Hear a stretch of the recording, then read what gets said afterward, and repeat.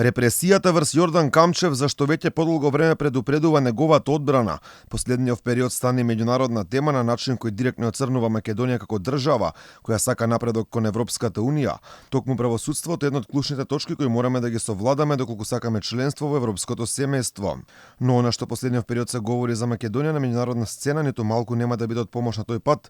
Новинарот Чарли Тейлор во еминентниот The Times of Israel објави текст на тема условите во македонското правосудство, повикувајќи се токму на примерот со Камчев. Пишува дека бизнисменот е притворен во затворот Чутка, за кој вели дека е озлогласен и ужасен објект. Според Чарли Тейлор, заев тоа место наводно го користи за свои лични одмазди.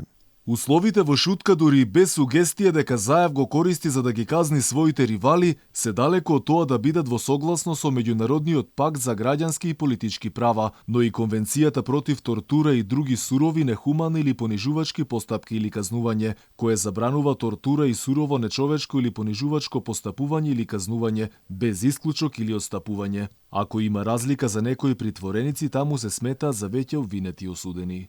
За лошите затворски услови во кои Камчев не осуден на сам старт на судски процес и издржува мерката притвор, говореше и поранешниот еврокомесар и специјален пратеник за човекови права Јан Фигел.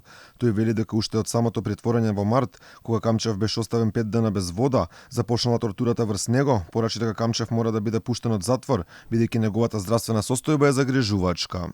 I think he deserves equal treatment.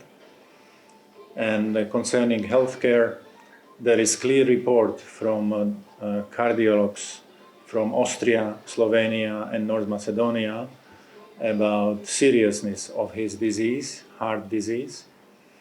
And I think he would deserve better conditions because he may die in prison and this would be scandalous. His father died at table after heart attack and this man is ill.